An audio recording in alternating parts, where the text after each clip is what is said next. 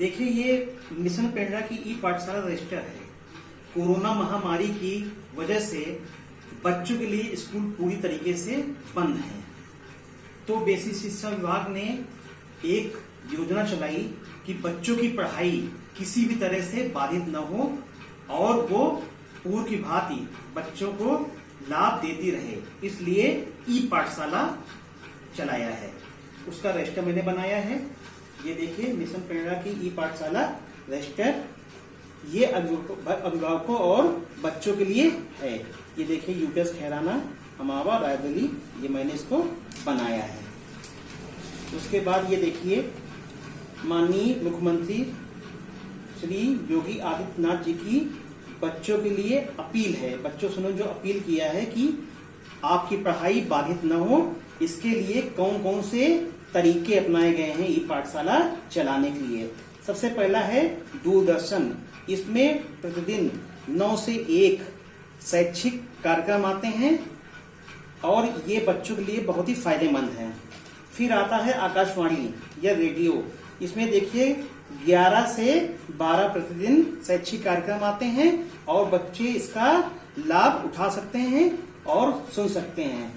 ये सारी चीजें मैंने घर घर जाके, जब मोहल्ला पाठशाला में हम संचालित करते थे तो उनको जाके समझाया भी है। तीसरा आता है दीक्षा ऐप। ये जितने भी अभिभावक हैं जिनके पास स्मार्टफोन था, मैंने उनके मोबाइल पे ये दीक्षा ऐप डाउनलोड करा दिया है और इसको संचालित कैसे करना है, क्यूआर कोड से स्कैन कैसे करना है, सारी चीजें उनको बता दी मैंने।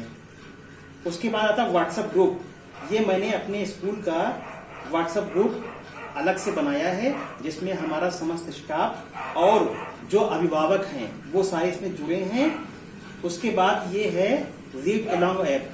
ये कक्षा 1 से लेकर 5 तक के बच्चों के लिए बहुत ही ज्यादा फायदेमंद है। इसमें रोचक कहानियां और अच्छी सी हिंदी और अंग्रेजी की कविताएं दी गई हैं, गेम खेल दिए गए हैं जिनको मनोरंजक तरीके से बच्चे खेल खेल में सीख सकते हैं।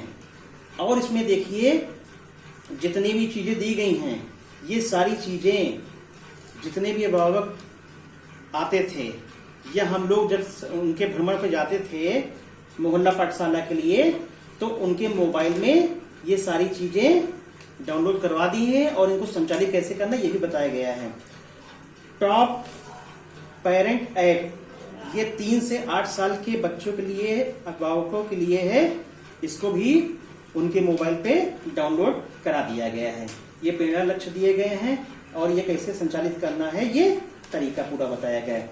ये देखिए, जो बच्चों के व्हाट्सएप नंबर हैं, ये पूरी उसकी सूची है जिनको ग्रुप में जोड़ा गया है।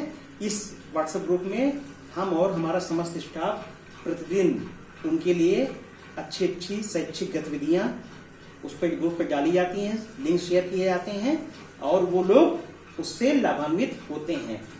ई पाठशाला का जो द्वितीय चरण है वो 21 सितंबर 2020 से स्टार्ट हुआ है। इसके तहत सभी बच्चों के जो अभिभावक हैं उनके मोबाइल पे दीक्षा ऐप, वीडियोलॉन्ग, संपर्क बैठक ऐप और जो भी जरूरी चीजें हैं सब उनको संचालित करना बताया गया है और उसको उनके मोबाइल पे डाउनलोड करा दिया गया है। और उनको साप्ताहिक गतिविधियों के लिए विद्यालय में कोरोना प्रोटोकॉल को ध्यान में रखते हुए विद्यालय में 10-10 के ग्रुप में हम लोग उनको बुलाते हैं और उनको जो भी समस्या आती है उसको हल करते हैं। फिर देखिए, ये साप्ताहिक पूरा दिया गया है। सरकारी विद्यालयों में 21 सितंबर 2020 से प्रस्तावित ऑनलाइन क्लास हेतु समय सारणी जारी। ठीक है, इसमें देखिए पूरा दिया गया है कि 21 सितंबर 2020 से शुरुआत हुई है। रखना होगा शारीरिक दूरी का ध्यान। मतलब कोरोना मालूम है कि कैसे फैलता है, जब कोई किसी के संपर्क में ज्यादा आता है, तो इसलिए शारीरिक दूरी का भी ध्यान रखना हमें है। उसके बाद देखिए, ये ई पाठशाला समय सारणी कक्षा 1 एवं 2 के लिए है। ठीक है, समय सोमवार, मंगल, बुध, बृहस्पति, शुक्र, शनिचर। फिर ई पाठशाला की समय सारणी 3, 4, 5 के लिए दी गई है। फिर देखिए ये ई पाठशाला समय सारणी 6 से लेके 8 तक के लिए दिए गए हैं दिन और किस दिन कौन सा क्या चलेगा। शिक्षक के लिए क्या निर्देश है, अभिभावकों के लिए क्या निर्देश है, पूरा इसमें बताया गया है।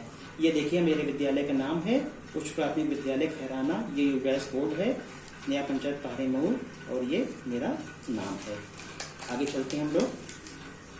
मिशन प्रेरणा की ई पाठशाला देखिए प्रथम सप्ताह की कार्य योजना जो 21/9/2020 से 26/9/2020 तक थी, उसमें क्या क्या है, कौन कौन से लिंक थे, कैसे शेयर करना था, वो हम लोगों ने किया है। उसके बाद द्वितीय सप्ताह जो 28/9/2020 से 3/10/2020 तक था। फिर आते हैं तृतीय सप्ताह, ये देखिए दिया गया है 5/10/2020 से 7/10/2020। फिर ये चतुर्थ 12/10/2020 से 17/10/2020 तक।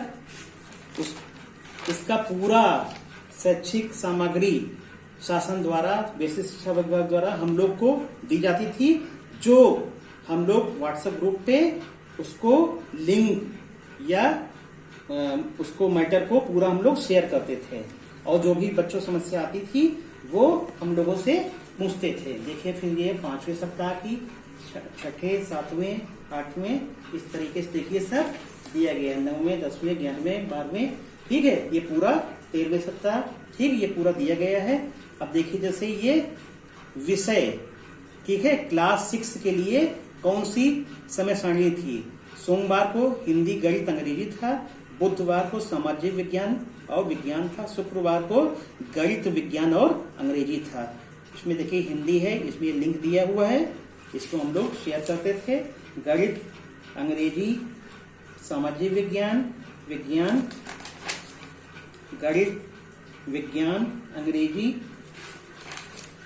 फिर ये कक्षा 7 के लिए है, ये पूरा टाइम टेबल दिया गया है, सोमवार को क्या चलेगा, बुधवार को क्या, शुक्रवार को क्या, ठीक है। फिर गणित, हिंदी, अंग्रेजी, सारे लिंक दिए गए हैं जो उनके व्हाट्सएप ग्रुप पे हम लोग शेयर करते थे। सामाजिक विज्ञान, गणित, विज्ञान, और ये कक्षा 8 के लिए दिया गया है, ठीक है।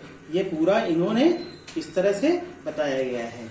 इस ई पाठशाला रजिस्टर बनाने से फायदा ये हुआ कि बच्चे पूरी तरीके से इससे लाभान्वित हो रहे हैं, और उनको जो भी समस्या आती है हम लोगों ने रोस्टर के हिसाब से उनको 10-10 के ग्रुप में, या तो उनके अभिभावक आ जाएं या बच्चे भी आ सकते हैं। शर्त यह है कि कोरोना प्रोटोकॉल का पूरा पालन करना है हमें। वो लोग आते हैं और जो भी समस्या है हम लोग उनकी समस्या को दूर करते हैं। और मोबाइल नंबर हम लोग का ग्रुप पे रहता ही है। जिन लोगों के पास स्मार्टफोन नहीं है वो लोग मोबाइल से पूछते हैं, तो हम लोग पूरा प्रयास करते हैं कि मोबाइल पे उनकी समस्या को हल करें। और मोहल्ला पाठशाला संचालन के लिए जब मैं जाता हूं तो जो भी समस्या आती है प्रत्यक्ष रूप से वहीं पे उनकी समस्या का निराकरण किया जाता है। और अभिभावकों से ये अपील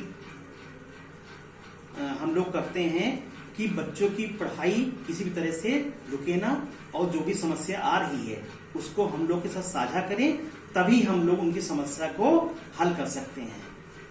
जय शिक्षक, जय भारत।